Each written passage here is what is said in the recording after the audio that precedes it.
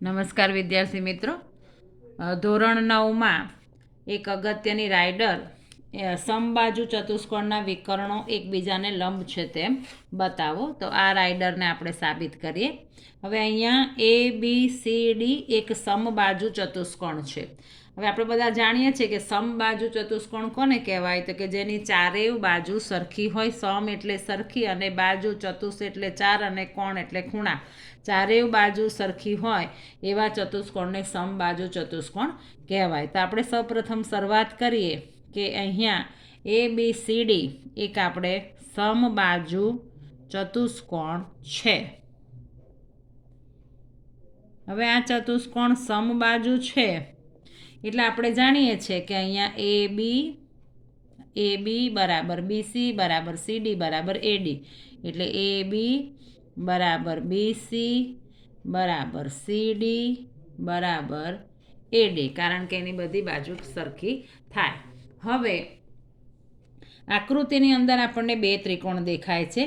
એક ત્રિકોણ AOD અને બીજો ત્રિકોણ COD. હવે આપણે આ બે ત્રિકોણની વાત આપણે કરીએ છીએ.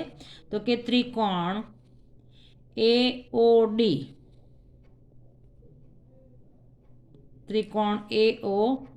અને બીજો ત્રિકોણ COD.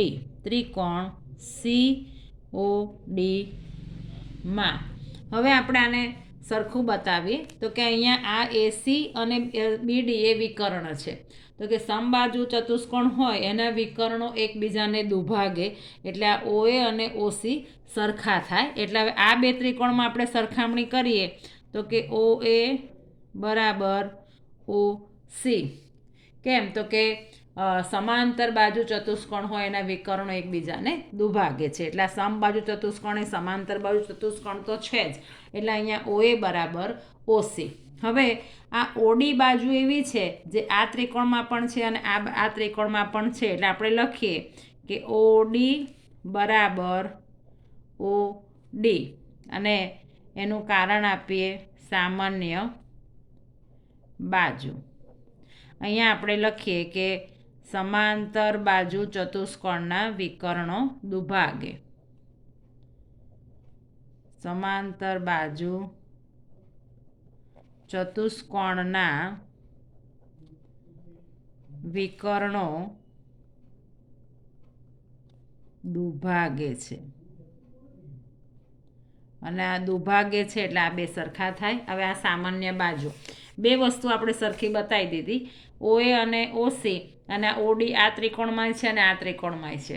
હવે ત્રીજું, તો કે આ અને આ બાજુ AD અને CD એ પણ સરખી છે. કેમ સરખી છે? આપણે અહીંયા લખેલું છે શરૂઆતમાં કે સમબાજુ ત્રિકોણ છે, અને સમબાજુ ત્રિકોણ હોય એટલે બાજુ સરખી થાય. એટલે આપણે અહીંયા લખીએ કે AD બરાબર CD. હવે આપણે એવું કહી શકીએ, માટે આ જે ત્રિકોણ છે ત્રિકોણ AOD એકરૂપ ત્રિકોણ COD. હવે બંને ત્રિકોણ એકરૂપ થઈ ગયા. શાને આધારે? તો કે બા શરતને આધારે બાજુ બાજુ બાજુ, આ ત્રણે બાજુ સરખી બતાવી એટલે આ બંને ત્રિકોણ એકરૂપ થઈ ગયા. હવે ત્રિકોણ એકરૂપ થઈ ગયા તો હવે આ બંને ત્રિકોણો એકરૂપ થયા તો એનો આ ખૂણા AOD અને આ COD, આ બંને ખૂણા પણ AOD અને COD આ બંને ખૂણા પણ કેવા થાય? સરખા. એટલે આપણે લખીએ કે ખૂણો AOD એકરૂપ ત્રિકોણ, ખૂણો AOD એકરૂપ ખૂણો COD, અને કારણ આપીએ CP CT, અનુરૂપ બાજુ અનુરૂપ અંગો. હવે આ જે બંને ખૂણા છે એ આકૃતિની અંદર તો કે AOD અને COD, તો કે આ બંને ખૂણા પાસેના ખૂણા છે, અને પાસેના ખૂણા એટલે આપણે એને રેખિક જોડના ખૂણા લેવાય, અને રેખિક જોડના ખૂણા હોય એટલે સરવાળો 180. એટલે આપણે લખીએ પરંતુ ખૂણો AOD વત્તા ખૂણો COD બરાબર 180, અને અહીંયા કારણ આપીએ રેખિક જોડના ખૂણા. હવે આ રેખિક જોડના ખૂણા થયા તો હવે આ બંને ખૂણા સરખા છે એટલે જ્યાં AOD છે અને જ્યાં COD છે ત્યાં પણ આપણે AOD લખી શકાય, કારણ કે બંને ખૂણા કેવા છે? સરખા. અને AOD વત્તા AOD એટલે શું થયું? 2 વાર AOD બરાબર 180.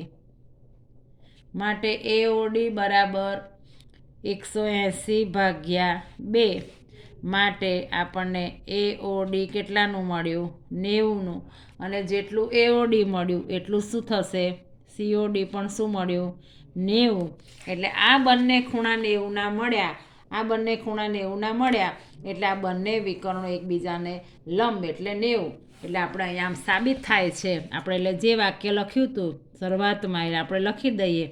આથી સમબાજુ ચતુષ્કોણના વિકર્ણો એકબીજાને લંબ છે.